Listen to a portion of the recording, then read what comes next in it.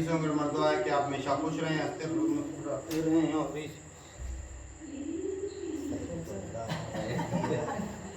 और हेलो जी, अस्सलाम वालेकुम। क्या हाल चाल है? उम्मीद करते हैं कि आप खैरियत से होंगे। मर्दो है कि आप हमेशा खुश रहें, हंसते और मुस्कुराते रहें और इसी तरह में अपना प्यार दिखाते रहें। बिल्कुल जी, मेरा नाम मुअज्जम है। मैं तारिक महमूद। मैं मोहम्मद यूसुफ। तो आज हम इस वीडियो पे लाइक करने जा रहे हैं। वीडियो का title the biggest geopolitical game has started, global NATO will be made soon. तो ग्रुप बंदी। तो वीडियो देखते हैं और अपना रिव्यू ऑन कर देंगे। कौन करते हैं? 1 2 3 स्टार्ट। नमस्कार and welcome you to world affairs. मैं हूं प्रशांत धवन। नाउ अब तक का सबसे बड़ा जियोपॉलिटिकल गेम स्टार्ट हो चुका है और बिलीव मी इसका इम्पैक्ट सारी दुनिया पे होगा। दुनिया ऑलमोस्ट बढ़ जाएगी दो खेमों में आफ्टर दिस मूव, क्योंकि रिसेंटली यूके की जो फॉरेन सेक्रेटरी है इन्होंने इंडिकेशन दे दी है कि बहुत ही जल्द ग्लोबल नेटो बनाया जाएगा। यहाँ पर आप देख पाओगे यूके की जो फॉरेन सेक्रेटरी है लिज ट्रस, इन्होंने कहा है कि the formation of global NATO is very important. ना इसके बारे में इन्होंने एक दो हफ्ते पहले भी कमेंट करी थी, मगर तब इन्होंने इंडो पैसिफिक की बात नहीं करी थी। 2-3 हफ्तों पहले लोगों ने सोचा कि मोस्ट प्रोबेबली ये बात कर रही है कि फिनलैंड स्वीडन को नेटो में लेकर आएंगे, मगर रिसेंटली इन्होंने ऑन रिकॉर्ड कहा है कि इंडो पैसिफिक के लिए हमको एक ग्लोबल नेटो की आवश्यकता होगी। मैं चाहता हूं जो इनकी वीडियो है ये आप देखें। To make sure that Ukraine has NATO standard defence. It's also important today that we focus on a global NATO, because as well as protecting Euro-Atlantic security, we also need to watch out for Indo-Pacific security too. Thank you. अब इन्होंने जब पहली बार ये statement दी global NATO की, तो initially मुझे याद है कि लोगों ने यहाँ पर कहा कि ग्लोबल नेटो लड़ेगा किससे? एलियन से लड़ेगा। ग्लोबल नेटो मतलब कि सब कंट्री शामिल होंगे। देखिए यहाँ पर कुछ लोग समझ नहीं पा रहे कि रिसेंटली चाइना की अनाउंसमेंट आई है, उसके बाद जो वेस्टर्न कंट्रीज हैं, चाहे यूएस हो, यूके हो, यूरोपियन देश हो, यहाँ पर ग्लोबल नेटो का कॉन्सेप्ट ओपनली डिस्कस किया जा रहा है। अब यहाँ पर आप देखोगे इस टॉपिक पर मैंने वीडियो भी बनाई थी कि चाइना ने अनवील करी है अपनी vision of the global security order. जी हाँ, चाइना खुद का एक चाइना सेंट्रिक नेटो बनाने वाला है। एक सिक्योरिटी ग्रुप होगा, क्वाड को प्राइमरली काउंटर करने के लिए ये लोग बनाएंगे, क्योंकि ऑब्वियसली देखो मिलिटरीली आप अगर सोच कर देखें चाइना को यूरोपियन यूनियन से कुछ इतना खतरा है नहीं, तो चाइना अभी के लिए नेटो को नहीं देख रहा। चाइना का मेन यहाँ पर फोकस है क्वाड पर, क्योंकि चाइना को यह आइडिया अभी लग चुका है कि सूनर और लेटर जो क्वाड कंट्रीज हैं ये किसी ना किसी सिक्योरिटी पैक्ट में एंटर करेगी, जिससे धीरे धीरे एक ग्लोबल नेटो बन जाएगा। तो शी जिनपिंग का जो ग्लोबल सिक्योरिटी इनिशिएटिव है इसमें मोस्ट प्रोबेबली क्लास में सबसे जो निकम्मे बच्चे हैं नॉर्थ कोरिया, पाकिस्तान और इवन जो कुछ बड़ी सुपर पावर्स हैं, फॉर एग्जांपल रशिया, इन सब को ये कंबाइन करके एक खुद का सिक्योरिटी इनिशिएटिव बनाएंगे। और आप नोटिस करिए कि नेटो और चाइना दोनों ने अपने सिक्योरिटी इनिशिएटिव को कहा है ग्लोबल, क्योंकि चाइना बिल्कुल कल को ये भी चाहेगा कि इनके ग्लोबल सिक्योरिटी इनिशिएटिव में बाकी देश भी आए, जैसे कि वेनेजुएला आ जाए, कोई भी कंट्री जिसके इश्यूज हैं यूएसए के साथ या फिर यूरोपियन यूनियन के साथ, ये ऑफ कोर्स चाइना का जो ग्लोबल सिक्योरिटी इनिशिएटिव है इसको ज्वाइन कर सकता है। तो इस वीडियो में मैं आपको बताऊंगा कि ग्लोबल नेटो का इम्पैक्ट क्या होगा, व्हाई इज इट इम्पोर्टेंट और क्यों ये अब तक की सबसे बड़ी जियोपॉलिटिकल गेम स्टार्ट हो चुकी है। मगर एक बहुत ही इंपॉर्टेंट मैसेज आप सब लोगों के लिए।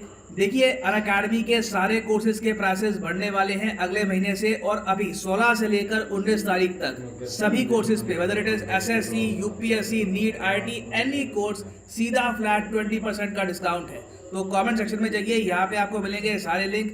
किसी भी एग्जाम के लिए आप प्रिपेयर कर रहे हैं, चूज करिए the exam of your choice. For example आप प्रिपेयर कर रहे हैं लेट्स से और यूपीएससी, क्लिक करिए यूपीएससी का लिंक पर, आपके सामने खुलेगा ये पेज और यहाँ पे आप देख सकते हैं प्राइसेस बहुत ज्यादा कम हो जाएंगे। यहाँ पे लिखा हुआ है beat the price hike, get 20% discount before 19 May.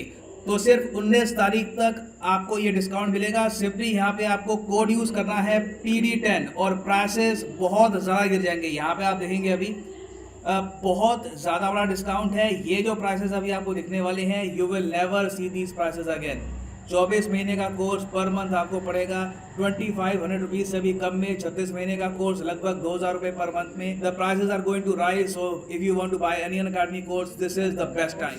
Now आपने काफी बार हिस्ट्री बुक्स में पढ़ा होगा कोल्ड वॉर के बारे में। ये कोल्ड वॉर हुई थी, एक तरफ था यूएसए, एक्चुअली एक तरफ था नेटो, दूसरी तरफ यूएसएसआर और उनके जो एलाइज हैं, और दोनों ने अपने सिक्योरिटी पैक्ट बना लिए थे। कोल्ड वॉर आप अगर देखो, या फिर इसको आप कह सकते हैं कोल्ड वॉर 1, ये चली थी 1947 से लेकर 1991 तक, क्योंकि 1991 में आपको पता होगा यूएसएसआर टूट के बिखर गया, और उसके बाद से हमने देखा है कि नेटो का एक्सपेंशन ही हुआ है। यूएसए की जो ताकत है लगातार बढ़ती ही गई है। नाउ 1991 से पहले का जो टाइम आप अगर देखो, जब कोल्ड वॉर काफी हद तक जिंदा थी, तब उस वक्त दुनिया इस तरीके से बढ़ चुकी थी। ये ग्लोब है, मैं आपको नॉर्थ से दिखा रहा हूं ताकि प्रॉपरली आप समझ पाएं कि कहां पर नेटो था और कहां पर वॉर्सो पैक्ट था। वॉर्सो पैक्ट आप कह लीजिए यूएसएसआर का जवाब था नेटो को, कि अगर आप लोग ये कहते हैं कि कल को फ्रांस पर जर्मनी पे अटैक होता है तो यूएस पर भी अटैक माना जाएगा, तो हम लोग भी ये कहते हैं कि कल को पोलैंड पे अटैक होता है मान लो, या फिर किसी और ईस्टर्न यूरोपियन कंट्री पे अटैक होता है, तो हम लोग उसको मानेंगे कि ये यूएसएसआर पे अटैक है। तो एक बना वॉर्सो पैक्ट, एक बना नेटो। अब ये जो थी कोल्ड वॉर 1, अब हम एंटर कर चुके हैं ऑफिशियली कोल्ड वॉर 2 पर। जी हाँ, सेकेंड कोल्ड वॉर स्टार्ट हो चुकी है। इस पर आप बहुत से आर्टिकल्स पढ़ेंगे, कई रिपोर्ट्स पब्लिश हुई हैं by reputed institutes. The new cold war, the second cold war has started. Literally Wikipedia पर इसका आपको पेज भी मिल जाएगा। और मेरे हिसाब से आज से कई सालों बाद जब हिस्टोरियंस देखेंगे कि सेकेंड कोल्ड वॉर कब स्टार्ट हुई थी, तो ईयर लिखा जाएगा 2022, जब रशिया ने यूक्रेन पे अटैक कर दिया था। और इस नई कोल्ड वॉर में, इस सेकेंड कोल्ड वॉर में दो जो खेमे यहाँ पर बटेंगे वो ऐसे होंगे, एक तरफ होगा ग्लोबल नेटो और दूसरी तरफ होने वाला है चाइना का ग्लोबल सिक्योरिटी इनिशिएटिव। हालांकि यहाँ पर मैं ये ऐड कर दूं कि इसका मतलब ये नहीं है कि नेटो की जो मेंबरशिप है कि आप पे अटैक मतलब पे हम पे अटैक, ये वाली मेंबरशिप यूएसए हर कंट्री को दे देगा, जापान को दे देगा, बाकी जो यहाँ पर ऑस्ट्रेलिया है, वेरियस कंट्रीज हैं, इनको दे देगा। होने यहाँ पर क्या वाला है कि नेटो की जो कॉपरेशन है ये काफी हद तक ये बढ़ा देंगे। उसके बाद रीजनल लेवल पर बहुत सारे सिक्योरिटी पैक्ट साइन किए जाएंगे। एटलीस्ट 2026-27 तक तो यही होगा। उसके बाद आप अगर देखो 2030 तक पॉसिबिलिटी काफी हाई है कि नेटो बाद में और जो एशिया में देश हैं उनको आर्टिकल 5 के अंडर सिक्योरिटी कवर देना स्टार्ट कर दे। ये कह दे फॉर एग्जाम्पल कि जी कल को वियतनाम पे अटैक होता है तो वो अटैक नेटो पे भी माना जाएगा। नाउ इस सब के बारे में मुझे कैसे पता है, नेटो की वेबसाइट पर आपको मिलेंगे इस पर डॉक्यूमेंट्स। यहाँ पर आप देख पाओगे नेटो की वेबसाइट है, लिखा हुआ है नेटो 2030। ये ग्लोबल नेटो का इनका प्लान है, making a stronger alliance even stronger. और मुझे एक बहुत ही अजीब बात यहाँ पर लगी कि मैं इंडिया में बैठकर ये कोई भी जो लिंक है ये ओपन नहीं कर सकता। मैं कोई भी लिंक यहाँ पर मुझे बहुत अजीब लगा, एक्सेस डिनाइड। मुझे VPN यूज करना पड़ा तो जाकर मैं यहाँ पे खोल पाया बहुत सारे link, but strange, very strange, but this is a very important development.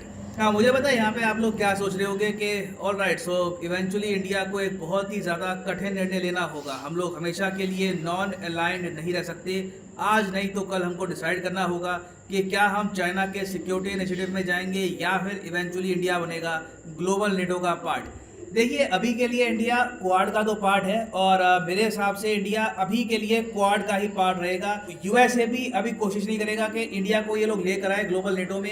इनका अभी के लिए प्राइमरी इंटरेस्ट, यूएसए का मेन इंटरेस्ट है छोटे देशों पर, जो कल को एक बार को अग्रेशन का शिकार हो भी सकती है, क्योंकि यूएस को ये पता है इंडिया जैसा देश, बड़ा की आर्मी, न्यूक्लियर वेपन्स, दुनिया भर के मिसाइल्स, तो ऐसा नहीं है कि हमको इमीडिएटली सिक्योरिटी कवर की आवश्यकता है।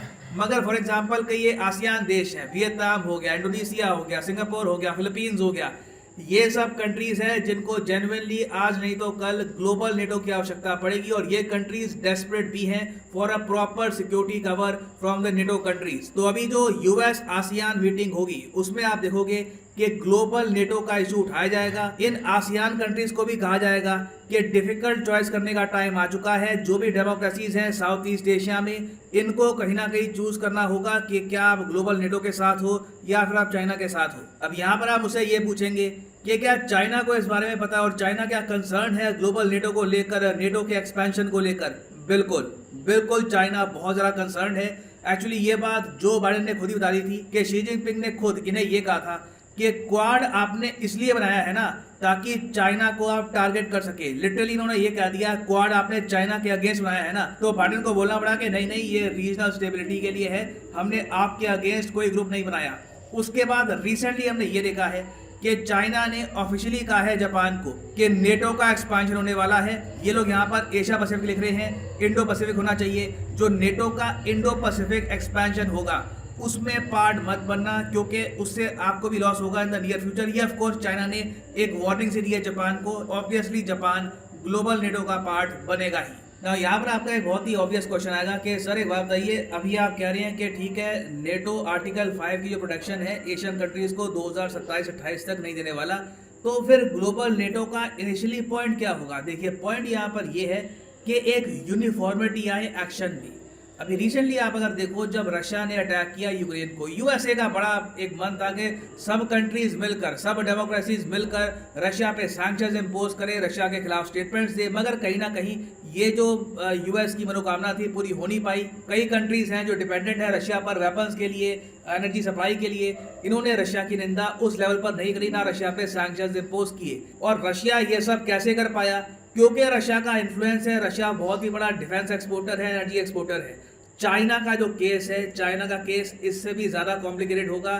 कई देश हैं आसपास के रीजन में जो चाइना पे डिपेंडेंट हैं इलेक्ट्रॉनिक आइटम्स के लिए, फूड इंपोर्ट्स के लिए, बिजनेसेस के लिए, इन्वेस्टमेंट्स के लिए, और तो और आप जान के हैरान होंगे मगर चाइना ने रिसेंटली रशिया को भी पीछे छोड़ दिया था डिफेंस एक्सपोर्ट के मामले में। जी हाँ, चाइना आज के समय रशिया से ज़्यादा डिफेंस एक्सपोर्ट कर रहा है।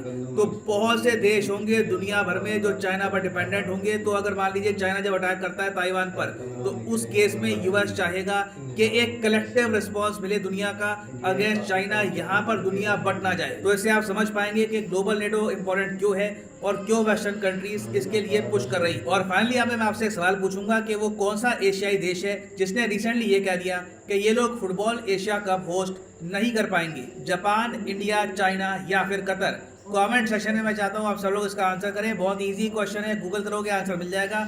वैसे जो लोग सही आंसर करेंगे कमेंट सेक्शन में, मैं पूरी कोशिश करूंगा उनकी कमेंट को हार्ड मिल जाए ताकि बाकी लोग भी समझ पाएं कि सही आंसर यहाँ पे क्या है। So for the time being, this is the end of this video.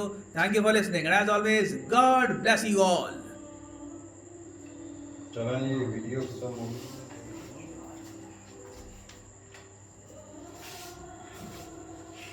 चला जी वीडियो ख़त्म हो गई। और जो नेटो के ग्लोबल नेटो बनने जा रहा है ग्रुप, इसमें वो कौन कौन से कंट्री आएंगे? इंडिया तो अभी बोल रहे थे सर कि इंडिया भी नहीं आएगा। इंडिया भाई पहले सिक्योर है, जो क्वाड का हिस्सा है, उसकी जरूरत भी नहीं है। लेकिन ये तो उनके लिए उनको स्कोर कर रहे हैं, उन कंट्री को स्कोर कर रहे हैं जो मतलब छोटे हैं, जिसके अंदर जो एटॉमिक पावर भी नहीं है, उसकी जो आर्मी भी पावरफुल नहीं है, हथियार भी अच्छे नहीं है, इकोनॉमी भी ठीक तरीके से नहीं चल रही करने के लिए। लेकिन ये असल में टारगेट तो वो चाइना को कर रहे हैं। चाइना को करने के लिए चाइना ने बोला नहीं थोड़ा कि ये जो क्वाड बना रखा है ये भी तो चाइना को कंट्रोल करने के लिए बना रखा है। तो सही है, ग्रुप होने चाहिए। और ये ग्रुप जो है इसी से तो ताकतवर बनता है, एक दूसरे से जो ताल्लुकात है वो स्ट्रॉन्ग होते हैं।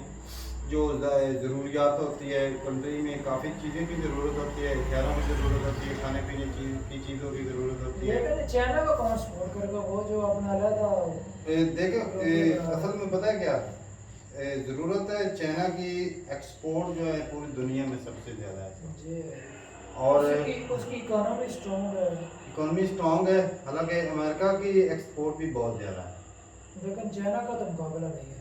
हाँ, तो जो हिसाब से चल रहा है चाइना को अगर सपोर्ट मिले तो एशिया के अंदर ज्यादा मिलेगी। और जो बड़े असल में मतलब ये जो रेस चल रही है ना, ये चल रही है सुपर पावर की रेस। और अमेरिका नहीं चाहता कि जो चाइना है कभी सुपर पावर बने, लेकिन चाइना जो है वो कोशिश कर रहा है सुपर पावर बने।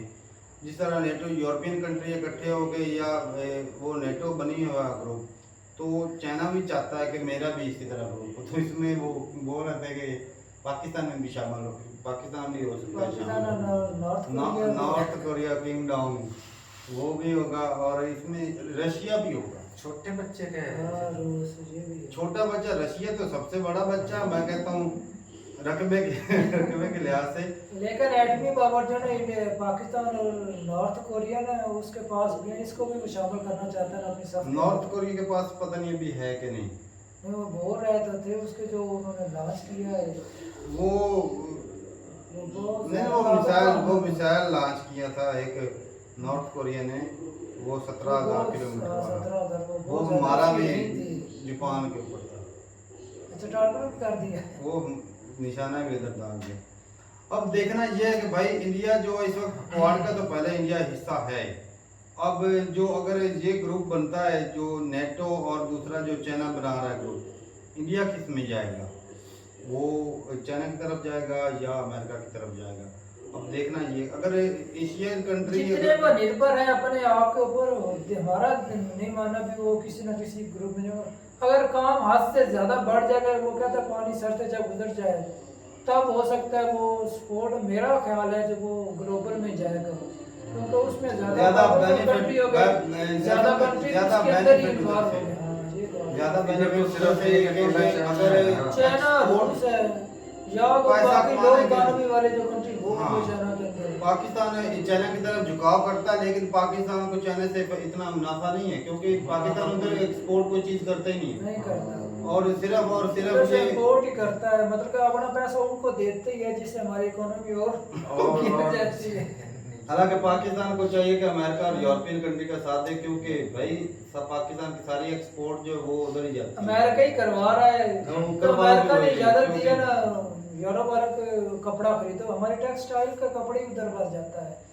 और कुछ चीज हो भी, कोई टेक्नोलॉजी हो, वो कंप्यूटर जो बनाता है काम ही है। पाकिस्तान जो मशीनरी बनाता है वो आसपास के कंट्री में बेचता है। कौन सी मशीनरी मसलन जो बेकार मशीनरी हो जाती है ना बाहर वाली कंट्री के, तो वो पाकिस्तान के अंदर जाती है वो खरीद कर लाते और हैं। वो भी भाई साहब, फेरी करवा के पाकिस्तान आईटी में जो चीजें बनाता है वो सबसे मशहूर है पूरी दुनिया में। और जो टेक्नोलॉजी के रिलेटेड बड़े मोबाइल फोन हो गए, दूसरे इस तरह की जो चीजें बनाता इतनी है। लंबी लंबी मत छोड़ मामू बना रहा है। हम जानते हैं अच्छा नहीं बनाता। किन हालात से हम गुजर रहे हैं सभी को पता है। चलो भाई देखते हैं अब कैसे हालात पैदा होते हैं। ये जो cold war, second cold war जो स्टार्ट हो चुकी है, इसमें क्या होता है। लेकिन देखा जाए तो भाई बड़े कंट्री जो है अमेरिका हो गया, चाइना हो गया, ये दूसरे कंट्री को करेंगे इस्तेमाल। और वैसे जो भी कंट्री हैं छोटे, वो भी अपनी सिक्योरिटी का निज़ाम देखते हैं कि किस में ज़्यादा फायदा है। और आजकल जो मेन लड़ाई है ना वो है भाई इकोनॉमी की लड़ाई। अब जिस कंट्री के साथ ज्यादा तिजारत करने अच्छा का तारक भाई, मौका जिस तरह के जो ग्लोबल नेटो बढ़ने जा रही है, मेरा मानना अब यही है कि जो ना चाइना वो सुपर पावर नहीं बन सकेगा। अगर ये सभी नहीं, पूरी बनना- दुनिया एक तरफ हो जाए, बनेगा चाइना जरूर, लेकिन कैसे लेट यार हो होगा? जाएगा। नहीं देर भाई हो साहब, जाएगा। नहीं। जितनी देर चाइना भी अपनी इकोनॉमी ग्रो करेगा, वो भी कंट्री ग्रो अभी चाइना की करेगी। इकोनॉमी दुनिया के साथ तो मुकाबला नहीं। 17 ट्रिलियन है। और दूसरे भाई साहब ये जो वो मुहिम चला रहे हैं ना, वो कोशिश करेंगे।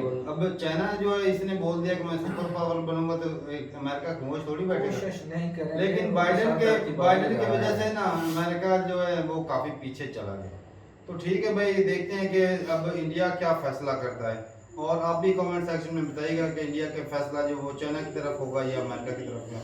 मिलते हैं वीडियो के साथ, तब तक के लिए इजाजत दें। अल्लाह हाफिज़।